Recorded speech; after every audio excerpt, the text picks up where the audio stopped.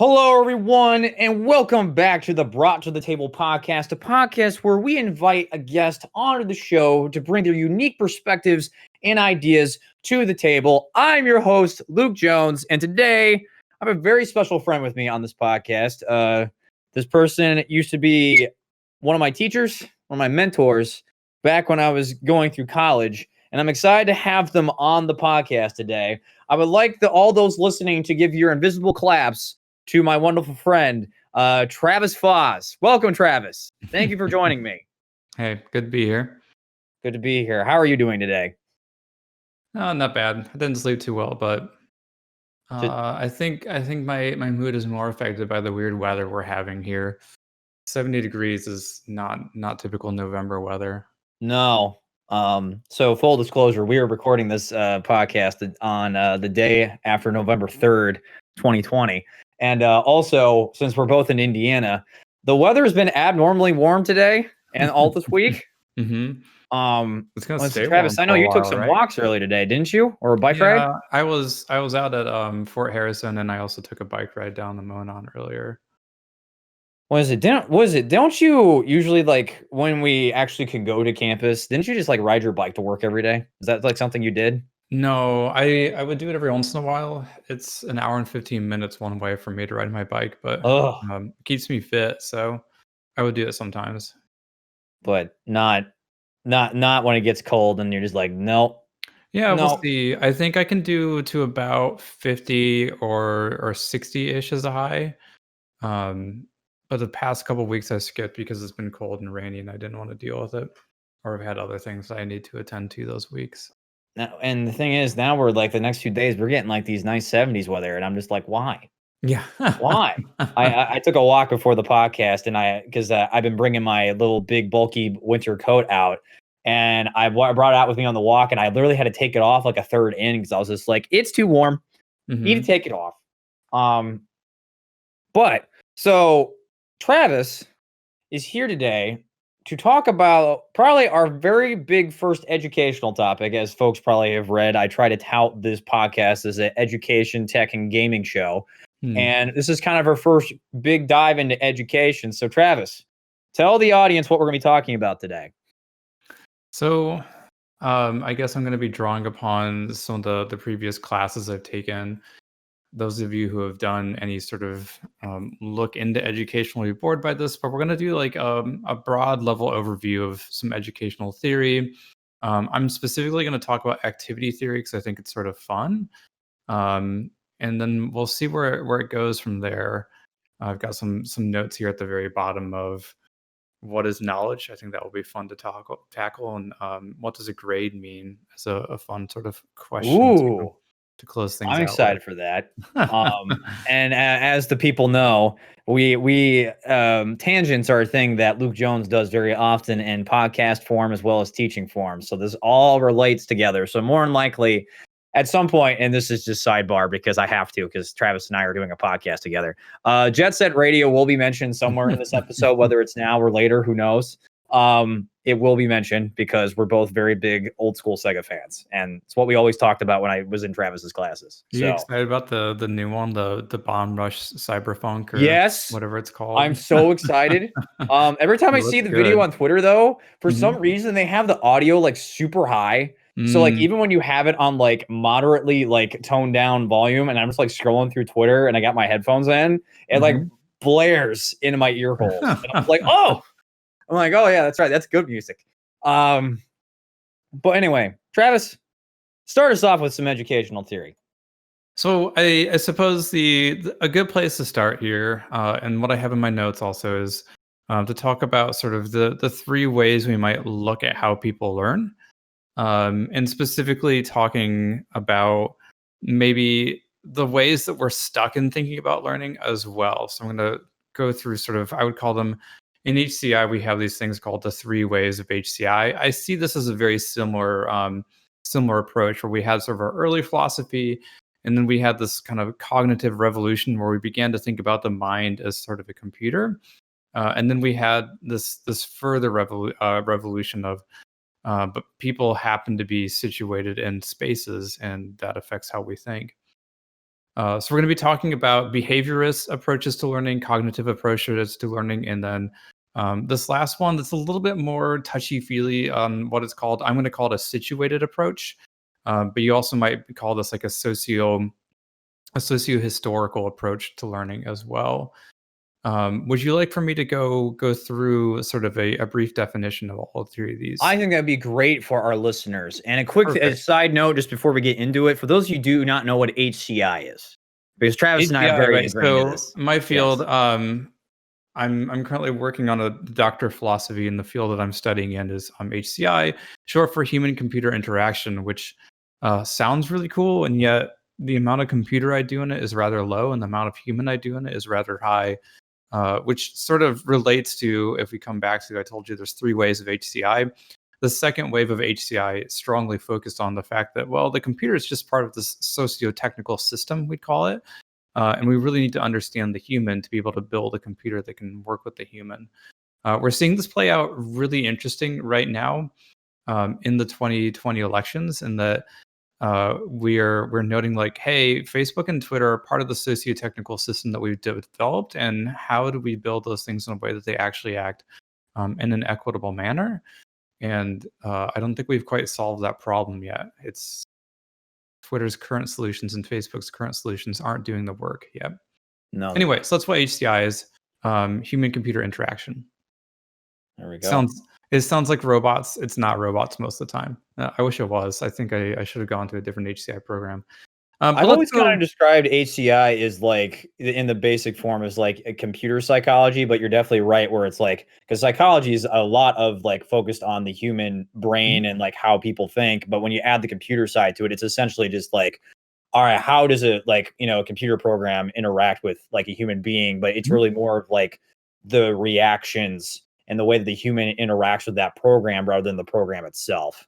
There's this really fun theory too that I have later on here as well, um, called distributed cognition, where essentially this was probably back in the 1980s. I want to say the an MIT research scientist sort of made it clear that, hey, humans do a lot of thinking outside of their brains. They use tools to support their thinking and to interact with other people. The way that I don't know the name of the researcher right now, but the way that he proved it was by showing how ships navigate in the water, and how it's actually a series of interactions with a map, with a tool to understand the map, with the chart that you communicate to another person to sort of tell where your position in the water is. And he says like the humans can't do their thinking without the tool as well. And so it's called distributed cognition. And so it's very um, nowadays it's sort of taken as an assumption of like, yeah, there's distributed thinking, and that we do a lot of that offloading of our thinking to the computer system. So it is that the interaction between human mind and computerized intelligence, I suppose. I got you.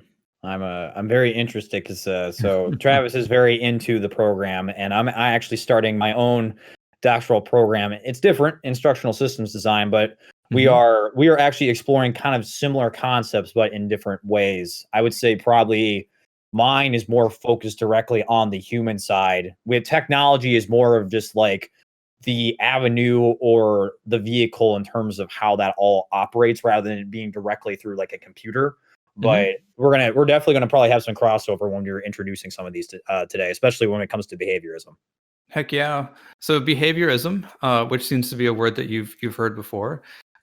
Many people might not have been introduced to this concept before with this word, but they know the idea because they've heard of a Skinner box, or at least I think many people have heard of a Skinner box before.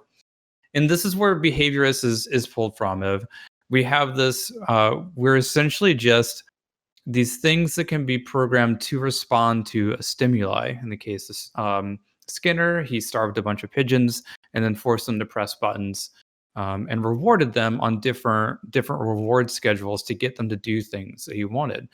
Um, this actually works really well for certain educational systems. A great example of this at a really low level is teaching dogs.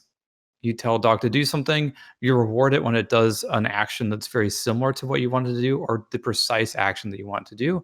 And then the dog slowly aligns towards that particular action. We also see behaviorism in video games quite often of, well, you do this thing and you get points, you get money, you get stars on the level. Take the action, get a reward. Take the action, get a reward. That's the general concept behind behaviorism. um, what's interesting about behaviorism is that people have taken it to an extreme and they've actually said, well, we could think of this as not just a single stimulus response, but a chain of a chain of stimulus responses, such that you might see this even in dogs, where you train them to do a series of interactions, but you tell them to do something, and then they go run over to the door, and then they pull on the lever, and then they open the door, and then they like the dog's getting you a Coke, right? And so it gets a Coke from the fridge and it brings the Coke back to you, right? That's a series of responses to a stimulus, right? It has an entirely trained reaction, but each one has to have a stimulus that leads to the next action. Um, so that's behaviorism in its like biggest nutshell. I'm not a big fan of behaviorism, so I haven't studied it too in detail. I find it incredibly dehumanizing. Where it's just the human itself is this thing that responds to stimuli, and I can train it to do things that I want it to do. Yeah, I Um, think one of the biggest things I've been learning right now and in my study is cultural behaviorism and how, you talk about, speaking with the animals specifically, like, you're training them to get basically a reward based off the action that they do. mhm, But with some of the stuff I've been studying recently, it's a lot about like, where you grew up, maybe your cultural background in terms of like, your gender, your race and stuff like that, and how that actually affects your, essentially what you say, take an action, get a reward type of ordeal. And I do find that interesting, but I definitely agree that like that is kind of the more, I don't know, I don't know in that term dehumanizing is the correct word, but more of like I guess the more emotional sad side of studying this, because it's just like you're kind mhm, of learning and understanding why, you know, we're both white males. And it's the idea of, oh, because someone is different than me in this, that, and the other factor, like the way that they would normally approach this situation is different because mhm, of a cultural difference. And I mhm, actually have been finding that super interesting, especially for like one of the articles I recently read was about how a school out in California was essentially trying to figure out the best way to approach getting students that English was not their first language to just learn basic math in the high school setting. And it was interesting how they were explaining how they have to tackle that in a different way, compared to, someone who could speak English, as their first language. And that was, easy for them. And I reading about that has been the most fascinating hmm. topic with behaviorism for sure, just because there's just so much that like you think but you really don't once you kind of dive into it. And then even then, it's you still don't know everything. And I found that super fascinating. It's interesting. So cultural behaviorism takes. I'm guessing it takes behaviorism as its beginning set of this. Still, this concept of I can train a stimulus and response. Um, is it assuming then that the stimulus is changed or is interpreted differently because of prior cultural interactions? Am I understanding that correct? Yes, that is Okay. correct. Huh. That's really Yeah. interesting. It's quite fascinating, and it's especially with everything we've been learning in 2020. I've definitely tried to use this, in my teaching to be a little more understanding. Mhm. Luckily for myself, I do not really. I in the situation or this not the situation, the article that I was reading about the English not being the first language is not something that is common at all when I teach, Mm, but okay. is definitely very common where we have students. I know both you and myself, students before where they come from a different cultural background and the way that they actually learn the material that we're teaching is completely different. Sure. Um, Hmm. based off of that factor alone. Yeah, yeah, I can see that. Interesting. So Yeah. they have like a different set of responses from that stimulus, and so understanding that would allow you, especially if you're coming from an instructional design standpoint, correct? I forget exactly what it is. So understanding like how do I prime for these things is super important from an instructional design, because you've got like, I developed the material and I'm really hands off on the material from that point forward. Cool. Exactly. Yeah, Especially like so from like, a lot of some of the other stuff I've been reading is like you're trying to build instruction to reach such as broad audience as possible, because obviously you can iterate and customize your instruction for individual classes that you're teaching every single year, but that's just a lot more work than you have time for and what we get paid to do.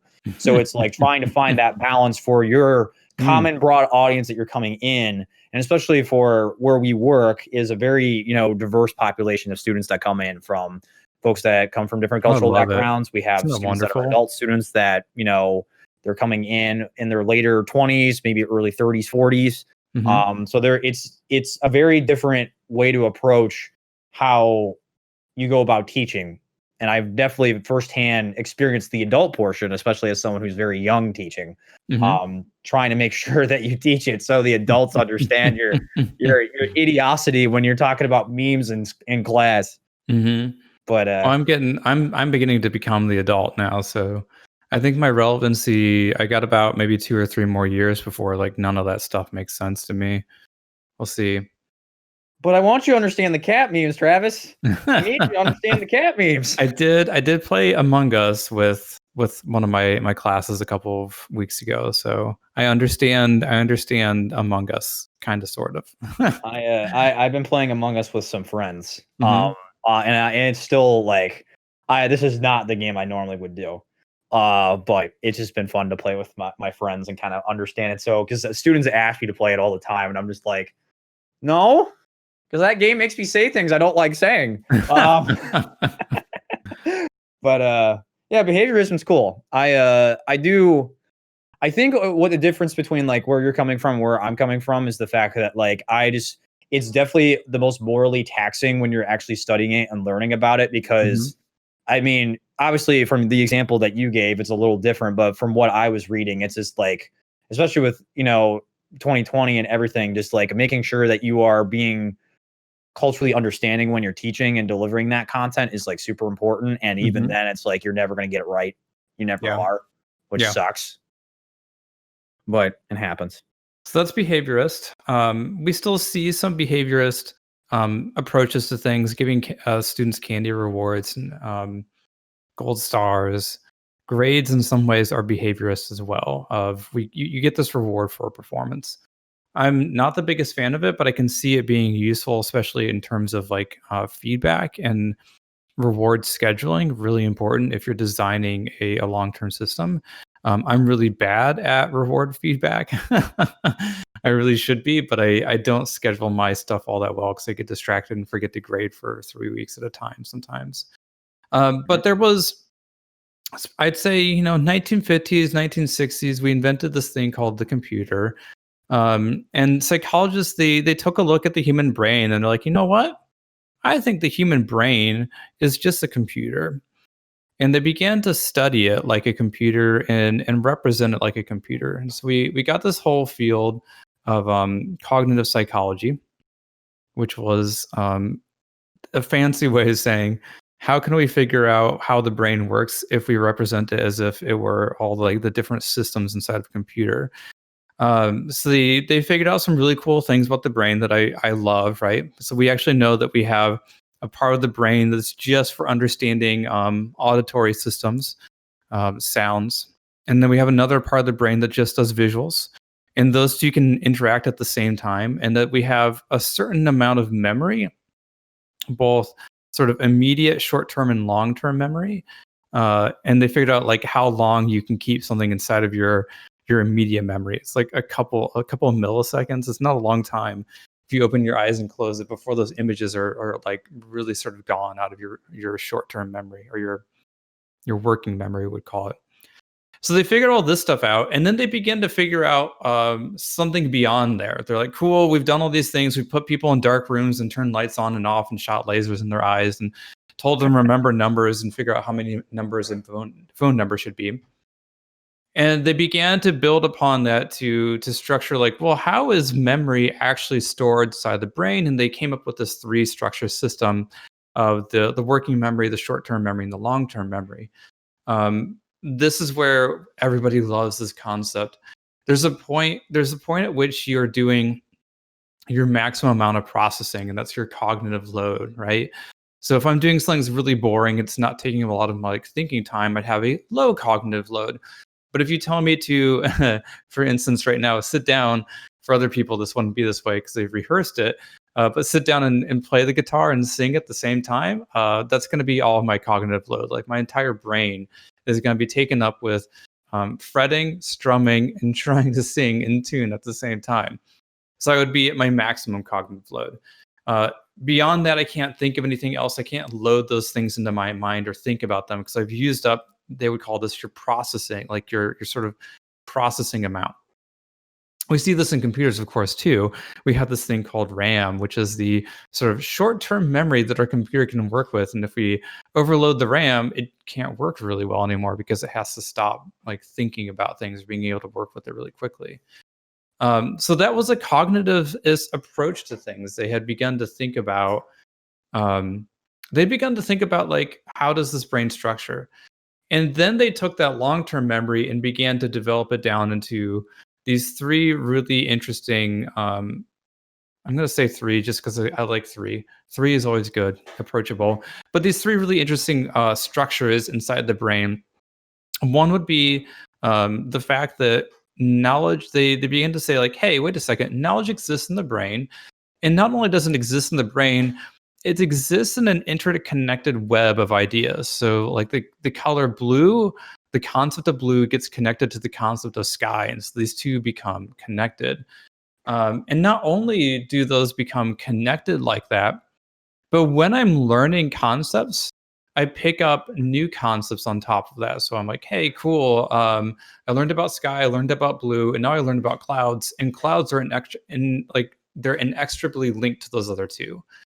We would call these sort of like webs of association or concepts. Perhaps you've done the reading on it recently. I don't have my notes there. I'd have to go, like me, Travis, published authority on some of these things. I'd have to go back and reread some of the stuff to understand. Gotta read your own writing is what you gotta do. Yeah, there are some things where people have quoted what I've written in papers 4 years ago now, and I'm like, yeah, sure, I totally wrote that. Yeah, I totally wrote that. I remember doing that. Totally wrote that. That'll be the day. But this is where that stuff you're talking about before comes into play. Really comes into play. Of you have these people who have had these different life experiences, and so the things that you're saying, for them to be strongly linked to what you're trying to get across, they need prior concepts in their long-term memory to link them to.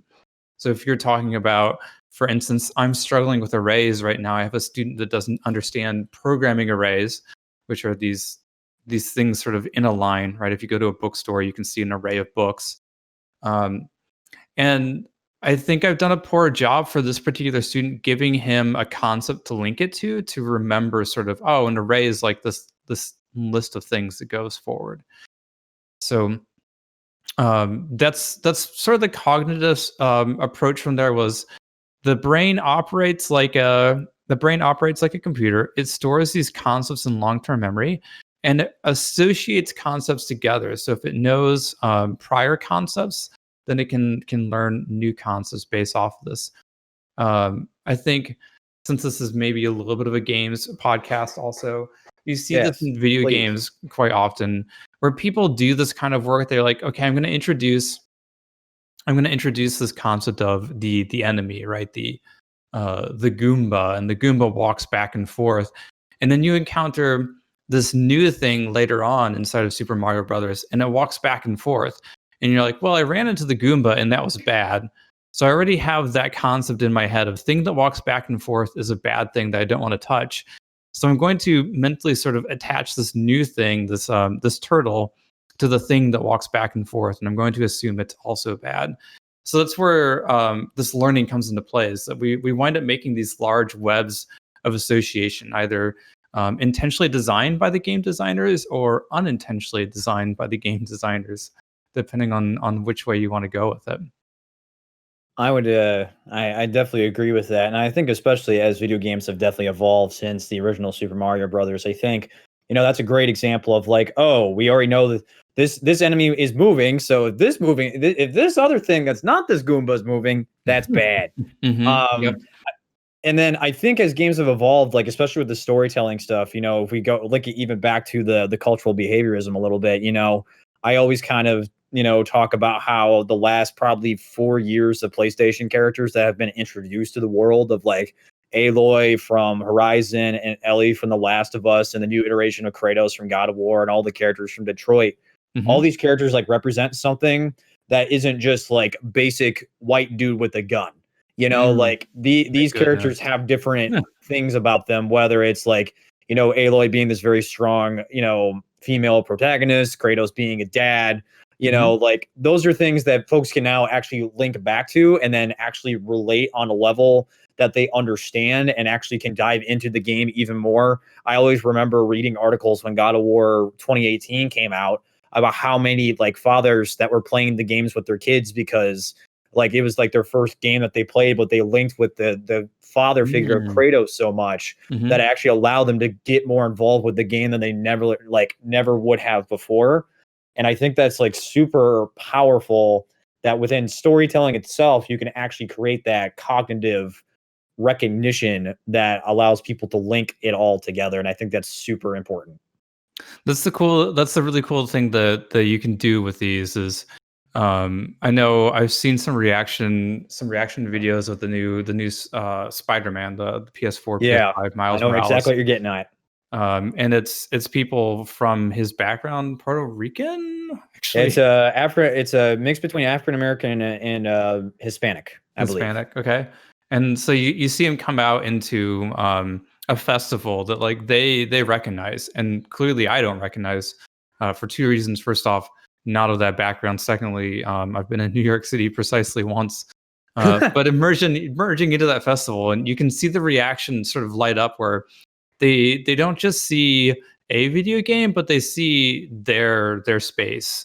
And it's because it's activating all those nodes, and suddenly there's this new connection that they'd never made before of PlayStation 4 and in my culture, right, and in my space, and I can actually like walk around and exist inside of there.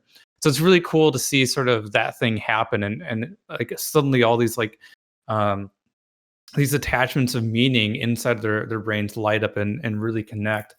When you can do that stuff in your spaces, it's really powerful, especially if you can tap into like central memories that are like really actionable for people. That's oftentimes where you see video games coming from too, right? That's why they speak so strongly to many people.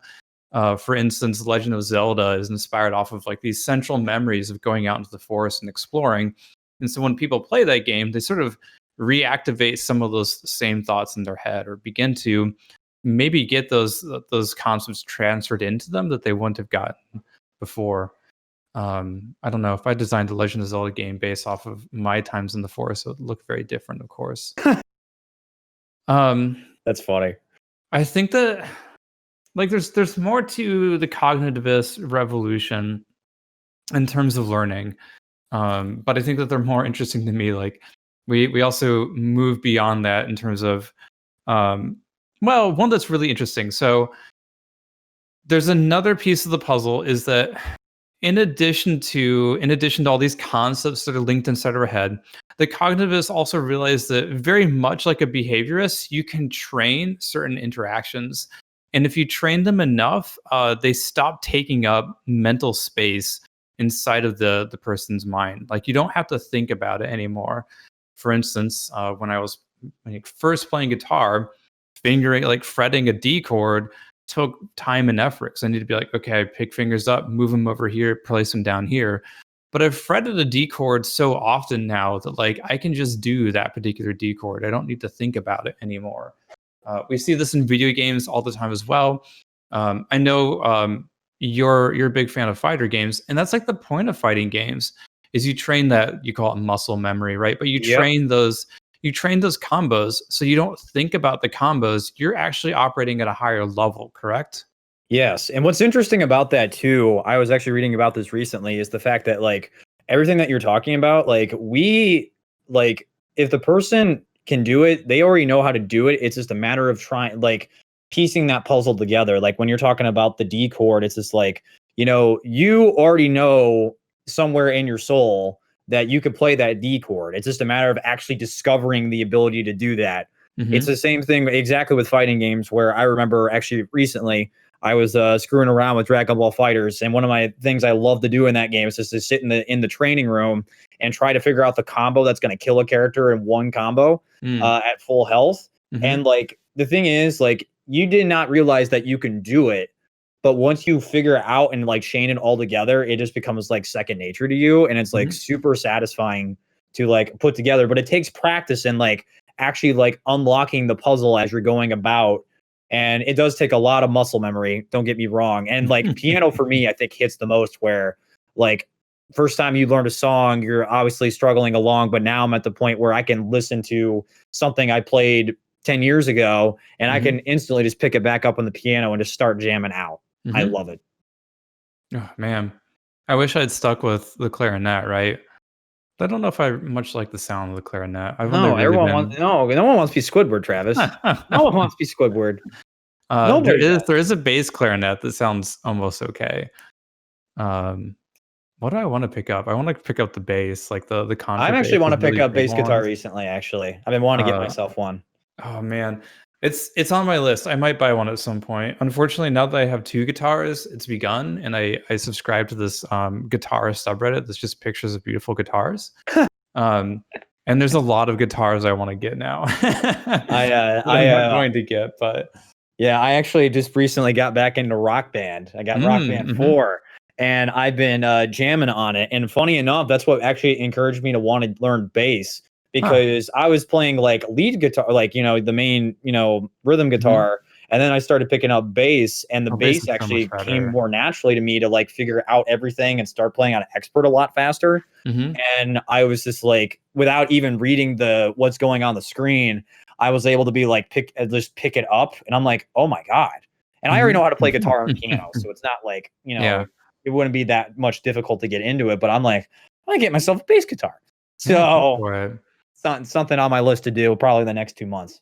I'm eyeing the PRS. I'm not gonna get it, but, the next Do thing it. I think on my list, I have a really cheap starter amp. I think I might get a nicer amp if I buy something Yeah, else no, I was for gonna say my I actually have to get an amp because all my guitars are acoustic. So, I have um, the one acoustic I have is an acoustic, but always it got the has a port. plug-in, yeah. Yeah, no, one of mine's got that too. Okay, yeah. It's sort of fun, but, like, I don't know.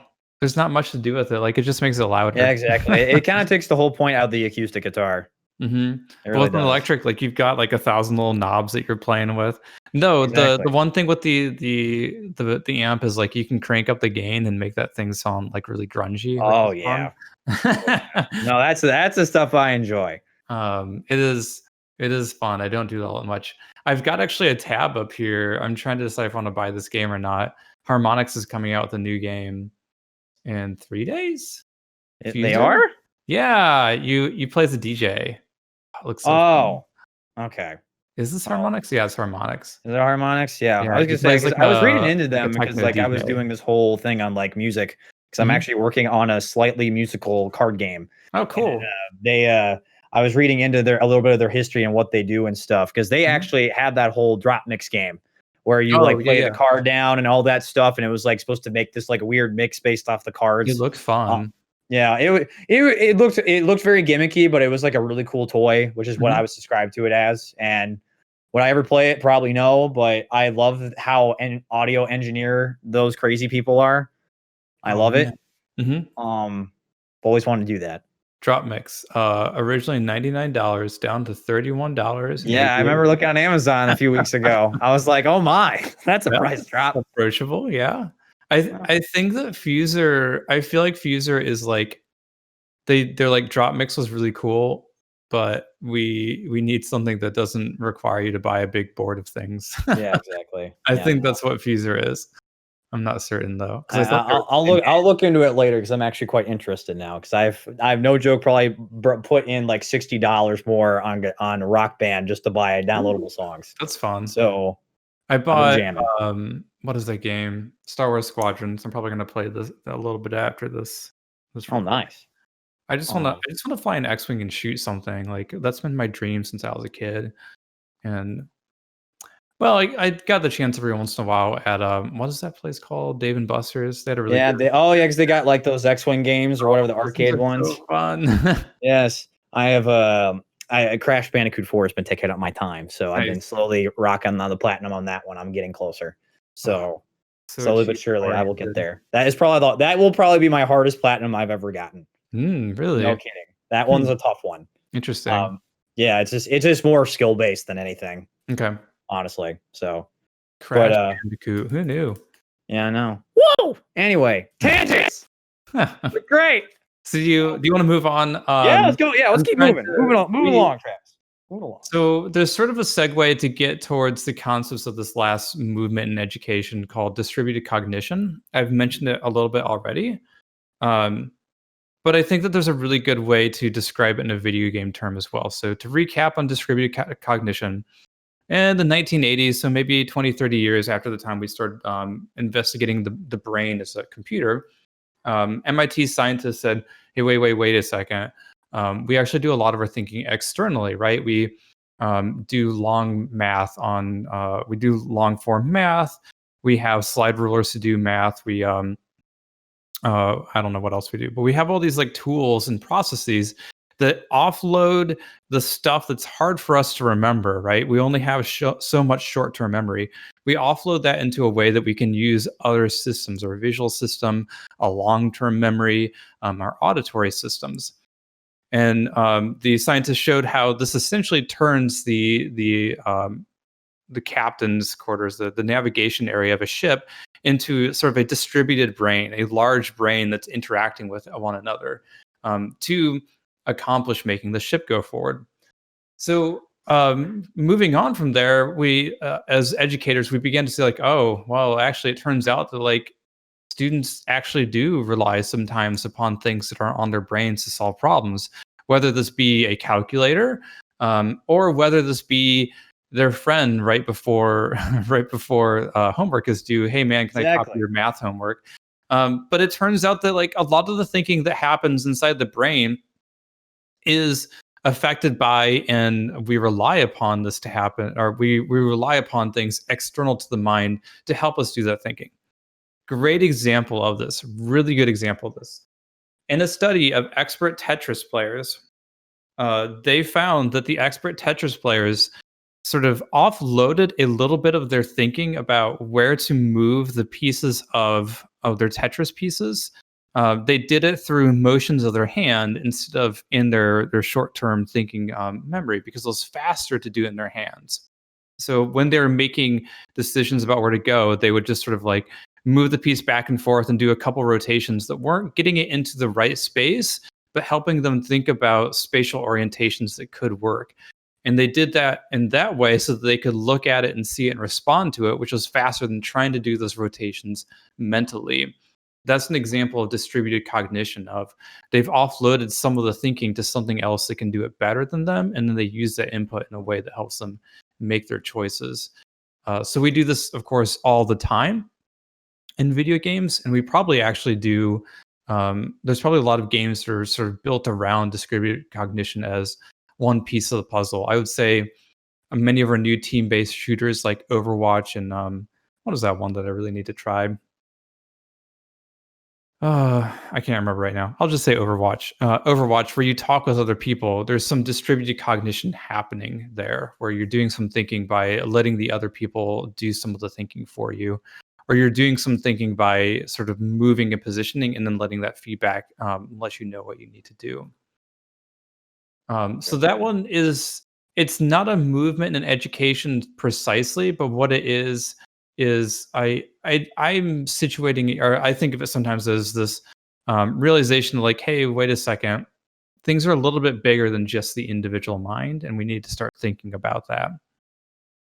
I think that's an interesting point you bring up because I think you and I both kind of relate in this teaching atmosphere. Hmm. Is like, you know, trying to have the students try to go outside the box.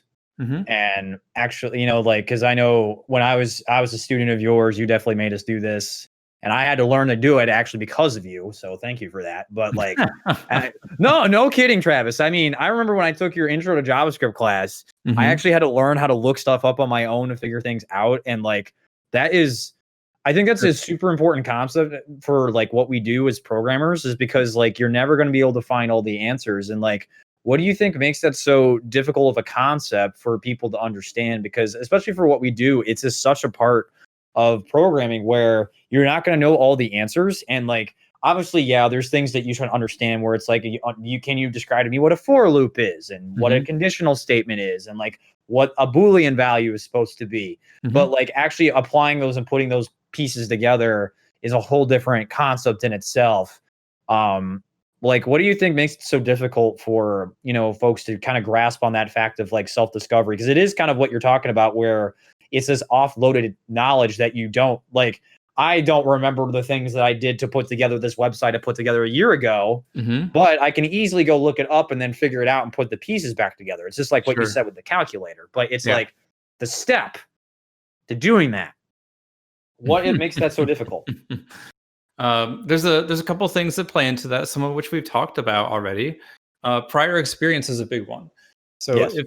if and this is a common critique levied against the American educational system as it stands right now is that we're very standards based, right?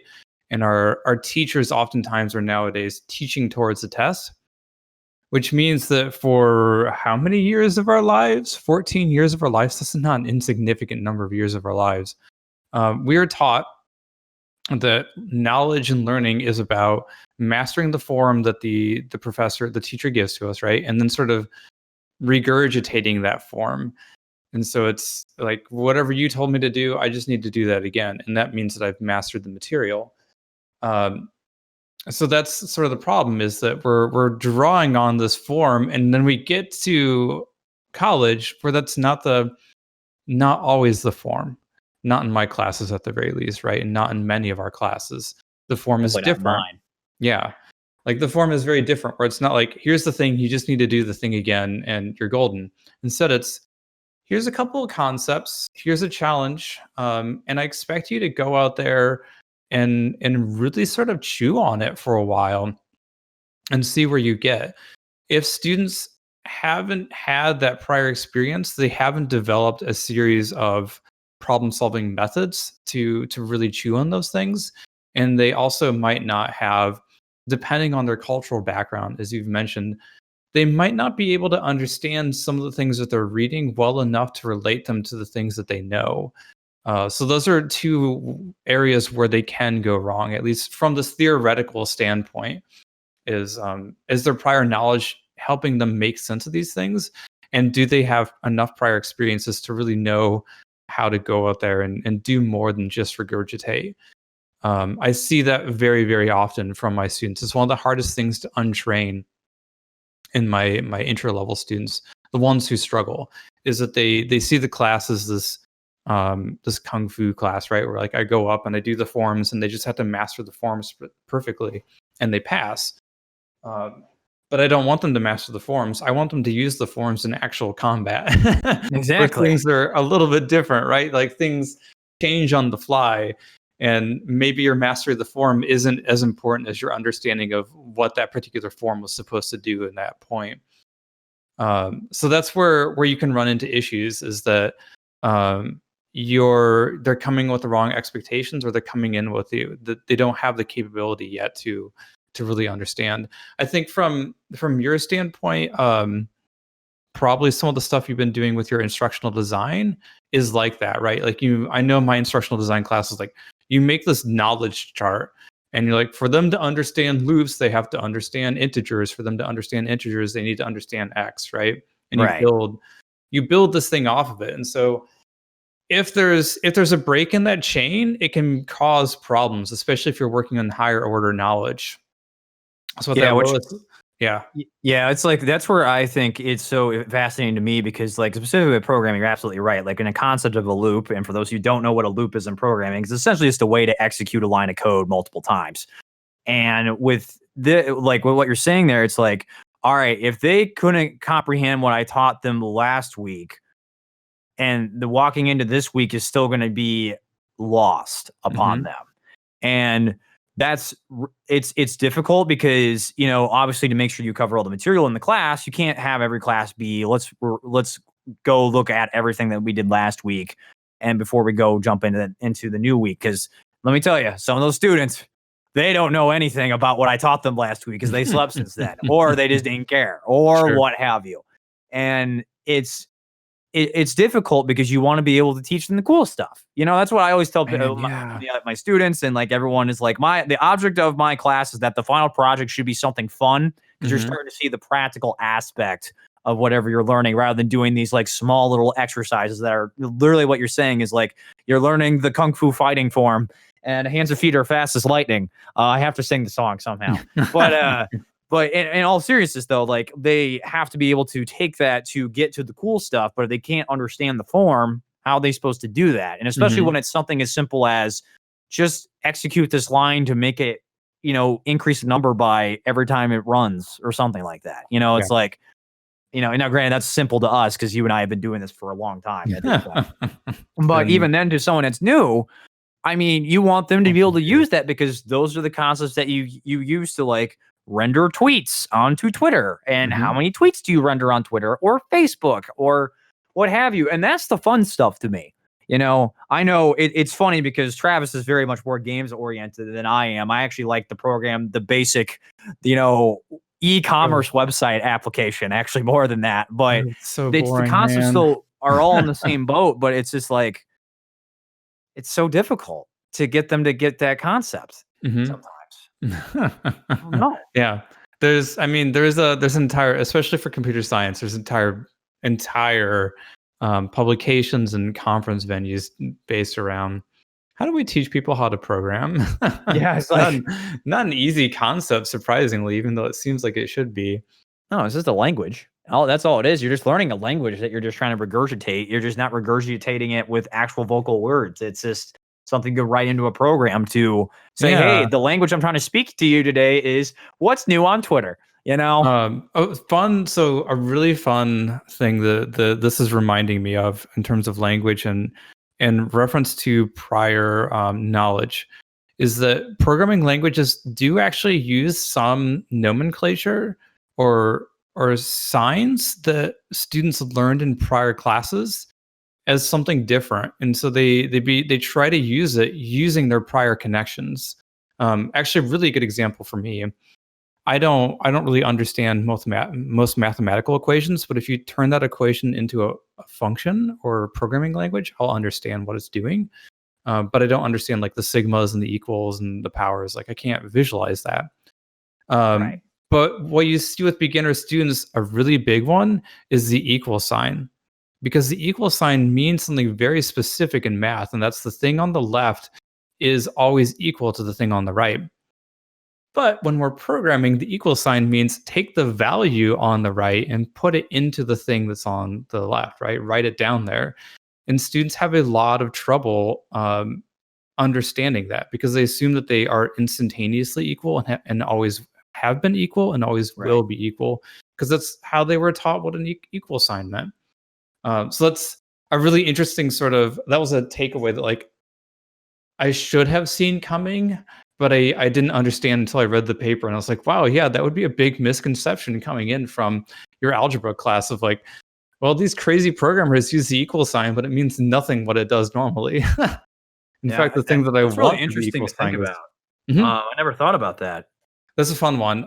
There's a good paper out there. It's like 10 common misunderstandings when starting programming. It's either by Amy Coe or Mark Gusdile, or maybe both of them. I think it's one of those two. They're kind of the two big juggernauts in the CS education space right now. Amy Coe is doing really, really great work in that space. Um, I might need you to shoot me those links to some of that stuff later because I would actually like to read that. Yeah, I'll take a look afterwards. There was one that I found a couple months ago. I was like, I wish I'd known this stuff 8 years ago. I've forgotten about it already, so maybe looking at it again will help me Interesting. Yeah. teach it too. Awesome. So, do we have time for the last one? I know. Yeah, we do. We have absolutely time for the last one. I'm being very didactic. I know. I'm in teacher No, mode this has here. been fun. No, I Yeah. really what we're talking about has been very interesting, and I think the listeners that typically listen to us talk about dumb things like snacks and tabletop games are be like, "Wow, Luke's got intelligent friends with that actually, and he can have intelligent conversations with." Nice. Be like, "Whoa, what's going on here?" Not to take away anything from our guests, but this is definitely something on a different spectrum than what I feel like this one's either gonna enrapture them or they'll stop listening to you forever. Yeah, they'll be like, "Huh? Or they'll Huh? skip it. Board games? Where'd that go?" Anyway, last one, Travis. I almost bought I got talked out of it. Xeno Language by Thorny Games. Oh, the game looks really interesting. What? It's have you seen the movie? Oh my goodness, Contact is one of them, but there's another one was specifically Arrival. No. Alien race comes to our planet, tries to communicate with us. A linguist gets brought in, and so she begins to study the language, and so she learns the language, and by learning the language, actually, well, I won't give the rest of it away, but she learns their language. And so the entire board game is built off this premise of aliens are here. You're a linguist. You have to learn their language to be able to communicate with them. And the way they communicate with you or teach you their language is by drawing upon your past experiences. And you play this game. It's definitely more of a storytelling game than like a strategy sort of game, right? But you play this game using a Ouija board. So they have this custom-made Ouija board that. Oh, it's so cool. I love the concept so much. Super cool concept. I have 2 games from Thorny Games that I have not played. I've spent a lot of money on them, so I think I need to pass on this one. That's welcome to being a board gamer where you see games you're interested in and you buy them and you don't ever play them, and then you're like, well, why the hell is it here? I don't have the space for it, right? But I've got Tokaido.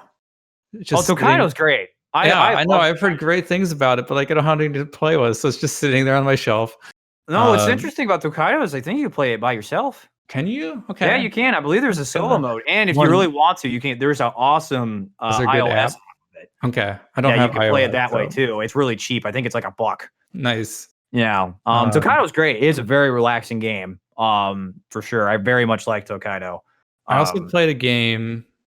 I bought a game that I haven't played that it comes with a thing of Jenga, and it's called like, what is the original one that's played with Jenga? It's like not Gloom. What? I can't remember. Anyway, this is a game about like falling in love with other people, and then Fog of Love? What's that? Is it Fog of Love? Is that what the game is? It's not Fog of Love. I can't remember right now. I bought it last year. It was one of the ones that was up front of board at Gen Con. Okay. But every move you make, you pull a piece out of the Jenga tower, and so like depending on how much it wobbles and stuff, different things happen.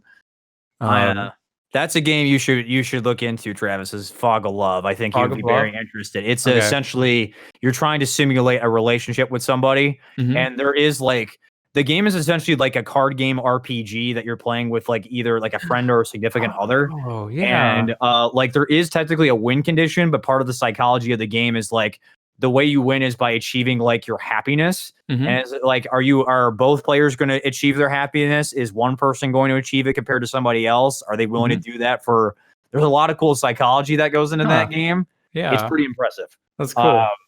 So that one I think you would be very interested in. I've actually been wanting to get back, like find a way to play that game again because it's very good. I love like videos for board game things because I don't know, they're silly. This video on the front is this guy like pretend acting like he's heartbroken. He's like, oh my god, so funny.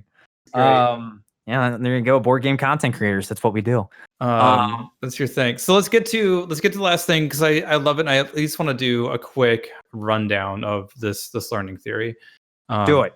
Why? Because it's my whole dissertation is probably going to be based around it. So let's review the story for a second. We went through behaviorist, which is you see a green light, you go. just stimulus response. Then we went to cognitives, where it's like you see a green light and you understand that means go, and so you go. And you also know that like maybe it'll turn yellow, so maybe you speed up a little bit more. So there's a little bit more extra knowledge in your mind. And then the cognitives said, hey, wait a second, thinking sometimes happens outside of the brain as well. And then in the 90s, early, I guess we call them the aughts now, early aughts, we really started to key in on this new concept of, wait a second, like, and this is something that you also learn, and even cognitives have to deal with this, is that, wait a second. The knowledge that you gain in any specific space is oftentimes, we would call this like strongly tied to that space. Even behaviorists know this. If I train you how to do something underwater, it's easier to cue that behavior up again if you are underwater because you learned it there. You've connected all those dots there. And so the knowledge you would sort of say is situated in the surrounding space of people and artifacts and time and location. What that sort of means for us as teachers is that some of that knowledge might not actually exist inside of the human mind. We already had that from the distributed cognition, but the situated people really push on it, and they say like, no, really, like some of that knowledge only really arises or can be enacted because the right things are there. You only really know how to speed up at a green light when the green light is there. Yeah, maybe yes, maybe no, but that would be the claim that a situated cognition person would say. Like you need that correct collection of things to decide to do that thing or know what green light means. What's interesting about this then is that you can begin to say that situated knowledge and knowledge itself thus can exist across multiple minds and probably is across multiple minds. For instance, we're doing some situated knowledge right now. We have created this community brought to the table, I suppose. Yes. That is all about board games. And so we have this ongoing discourse about board games. There are certain things that are valuable to that discourse, such as knowledge of some board games, knowledge of how to play board games, knowledge of game content itself, that you learn by engaging in this. And I guess in this case, we're also on Discord, right? So knowing how to work Discord, that you learn by engaging in those things. And those things become less relevant in other spaces, such as if I brought this idea of this thing that you shared with me, Fog of Love, and I took that to some people who didn't really care about board games, it would be sort of a useless concept. It wouldn't help people, and it would also lack some of the meaning that we've constructed around it, which is not only does it have the meaning of cool board game about relationships, but it's also cool board game about relationships that Travis might like. If listeners in the future hear Fog of Love mentioned, they will know about that concept, right? So they'll know that, oh, yeah, that was mentioned specifically in relation to Travis before. And so it has this connection to this prior weird guy that was interested about learning theories. Surprise, I wouldn't have ever thought that I'd be interested in learning theories when I was 18 years old. I was reflecting about this, like, dude, when I was 18, I wanted to be a cartoonist. Didn't we all? Let's just be real. Didn't we all want to be a cartoonist or a comic book writer? My comic, yeah, I wanted to do comics for Marvel for a while too. My hero for a while was Charles Schultz. I just wanted to draw comics as good as Peanuts. Mine was Bill Watterson. Bill Watterson was great. Yes. I have the nice collection of Calvin and Hobbes on my. Yeah, Calvin and Hobbes is one of the best things ever written. Period, hands down. Seriously, I love Calvin and Hobbes. Oh, it's so great. Yeah. So situated knowledge is a little bit different in that it sort of requires that there's a group of people that's practicing this and that they know what your utterance is meaning, and you are learning how to produce valuable content for them. So this whole place is studying, like, we're really interested in math and we're all going to get together and study math.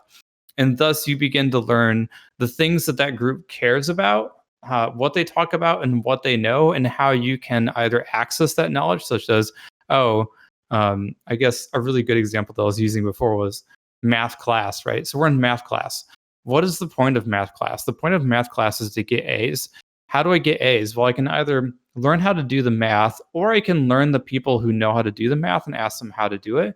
and to contribute to their needs in some other way.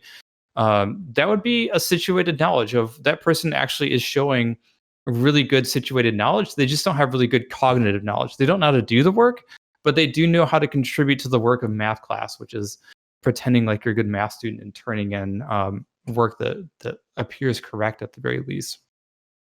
So it's really about learning how to talk the talk, communicate with other people, and produce work that other people find valuable. I like situated knowledge. It presents some really big challenges in terms of measuring knowledge, because situated knowledge is this sort of social interaction that you have to be able to tell, does this person know what is valued, and can they make a good contribution? I can't just test you on it. I sort of have to see you enact it. And if you enact it in a way that's false, then I can say, okay, clearly that person doesn't know what they're doing. But if you enact it in a way that's clearly contributing to the work of the group, then I can say, yeah, there's situated knowledge there. That person is able to work inside the span of that group.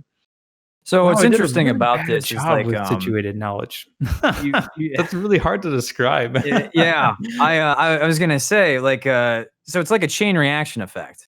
Mhm, Like in a way where it's like you know about said topic in some shape or form, and then you start linking it down the way, like mhm. what you explained about like, oh, there's this guy named Travis Foss, Yep. and he might be interested in this game called Fog of Love, and people listening to the show will link those together. And Mhm. then like if you're just gonna bring a board game to a group of non-board gamers that are like, what the hell is this? Then that's like that knowledge is a lot less because there's no chain reaction already there in the process. There's no meaning to that board game, right? That you just Right. sort of like show up and you're like, here's this thing. They're like, dude, we're playing poker. Like, why'd you Yeah, bring it's the like game over? seriously. Yeah. Um, Um, so that's that's sort of what situated knowledge is that like there's this, you have to be thinking about communities, and you have to be thinking about the locations in which the knowledge is produced, because the knowledge is always going to be pretty strongly tied. Because we go back to the cognitive part of it, like of course it's going to be tied. It's going to be linked to the other concepts that the students were computing at that time. Um, I'm doing math. I do math with pencil and paper. Cool. Those concepts are tied together now. that's that's it's super fascinating because it's like it's actually it's really strong, but also very limiting because of the fact of like what you literally said of, obviously if someone relates to a particular topic in some shape or form, they're automatically going to start kind of picking it up and learning it along the way. Do Mhm. you like games? Yes. Okay. You might like this game or this tabletop game. Ooh, it's a game. It's something I have to use my hands to play instead of a controller. Yeah. Like that whole chain reaction. But then it's like, I like sunflowers. I'm going to bring you this board game. What? This isn't sunflowers. I just thought of this randomly. Yep. That's what I do. Because I guess like because to me like if you're trying to introduce a topic to someone that's completely foreign, like if we go back to the programming, because like if we're being honest, at least in my personal experience, like schools are finally getting to the point where they're actually teaching like relatively basic programming concepts for students before they walk into like I think college. they're Getting closer. is it finally part of the core for Indiana? I think it is. I think. Okay. But what the thing is, like the level of it's just computer science. So computer Mm, science can be very broad. very, very broad. Mhm. But I do know more high schools are actually trying to put in the actual part of computer science of like, oh, whether you're working with Java or JavaScript or Scratch or doing some Internet of Things type of concept. But some students might not get that experience. So them saying, I want to go work with computers when I go to college, and they Mhm. never done anything outside of Microsoft Word or Excel, and they're like, program this for loop, and they're like, huh? I can see how there's a huge like they can probably do it, but it rather than it being that chain reaction, I'm gonna keep using that because I like that word. Mhm. It rather than being the chain reaction of kind of getting to that concept, it's just going to be kind of a brute force of, all right, shoving this information in your face. You either really like this or you're not, and you're going to struggle or you're going to really click onto it faster. I don't Yeah. know. It's Hmm. interesting. I think another way I'm thinking about it right now is I know you're really into that, or maybe you're out of it now. That game Wicked, correct? So wait, you mean villainous? Villainous, villainous. Dude, I we don't still know. have Thursday night streams. Competitive Disney Villainous. You can watch that at Villainous. twitch.tv/Joker_Jonesy on Nice. Thursday starting at 6 p.m. Eastern Standard Time. Villainous. Anyway, I have to pluck myself. I have to learn to do that. No, yeah, of course. Villainous is you're into villainous. There's a certain amount of knowledge that makes sense in villainous, and perhaps even some lingo that only makes sense in villainous. Or there are like certain words, like if you use it with me, I'd be like, what the hell are you talking about? Yeah, exactly. That's a really good example of situated knowledge. Of that knowledge does not transfer well outside of the villainous fandom, player base, whatever it is. But you could, and I believe there are expansions for villainous. Correct? One is for Marvel. No, yeah, there's one game of Marvel, and there's 3 Disney expansions. And so those games draw upon that situated knowledge to say, we know that you already understand this game, so we know that we can make new contributions and use like words and lingos and ways of thinking. There we go. That's a great way of saying it. To move forward. So that's a great example of that. So then you can think about like, do I want to be like get good at playing villainous? Yes. That means that I have to slowly attune to all the resources that are inside of that practice. I need to learn all the lingo. I need to learn the combos or strategies, whatever they are. I need to learn where the conversations are happening. And that's how I slowly sort of surround myself with that community and pick up on that knowledge. I'm entering into a space that's already come with a whole bunch of knowledge there. And I have to figure out what is the history of that knowledge and what is the meaning of those lingos. I actually really like how you kind of brought it full circle, especially for those of you who are villainous fans listening to this portion of the podcast. I think that's a great way. And honestly, like expansions or like downloadable content, DLC in general, like that's the same concept of like, you already kind of know about this. So like, we're going to give you this new bit of content for this game that requires you to have the knowledge from the base game, but we're going to add some new stuff in it. That or it's going to be maybe new lingo or require you to understand some lingo or already understand how to play the game. I know that's always a big thing with like DLC because it comes like months after the game was out. So you haven't played it in a while. Then you have to reacclimate yourself because the game's not giving you a complete tutorial on how to play it again. They're requiring you to have that knowledge kind of going in, or at least some understanding of it, which I think that's a great way to connect it all together. I really want to make a reference to one of our memes we have. It's called the Birdman, where there is a card that's the Raven, and we called it Birdman because we were into Tony Hawk at the moment, and you wouldn't get that. All the listeners will that are villainous fans. But, it loses some of its impact. So that's a really great example of situated knowledge. I don't understand the term. And I don't understand the term because I don't understand the situation in which the term was coined. Exactly. I think it's perfect. It's a perfect way to kind of, circle this all together and kind of wrap this up too. Travis, I want to say thank you for bringing this topic to the table. I thought this is actually quite awesome to actually have some kind of talk some doctoral level stuff on the show today. It was actually quite fun and also still relate it with a bunch of fun nerdy things. Good.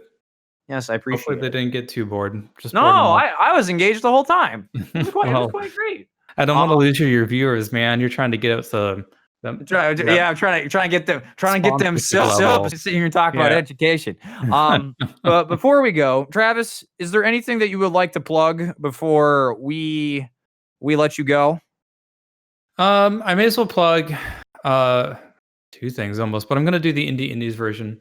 I believe this will be out before then. So January 20th. Oh yeah, this will definitely be out before then. Don't worry about that. Indies. I run a group here in Indianapolis called Indies. We're kind of a collection of indie game developers. So we make small games. We're going to be running a showcase on, when is it? December 12th. On December 12th, 2020. I don't have a time quite yet. But if you go to indiegrowngames.com, which is sort of like INDY grown, so I've grown this out of the land, games.com/winter20. I've got a little bit of information about it. We're actually still accepting submissions until November 20th.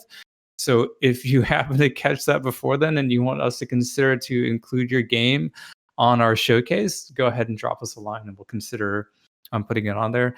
Otherwise, it's going to be a good 3 hours of playing video games and hanging out with cool Midwest game developers. Nice. I know this is a big thing that Travis has been trying to do for quite a few years. So it's exciting to still see it kicking off and trying to build it up. So it's really cool to see it happen. And I will definitely make sure in the podcast links and whatnot, I will try to link to the stuff. So because I believe people can still publicly like at least know what's going on, correct? To some extent. Yeah, Okay. It'll be public on the 12th too. Okay. That'll be sure. Make sure you get some people coming in to see stuff. So Heck yeah, perfect.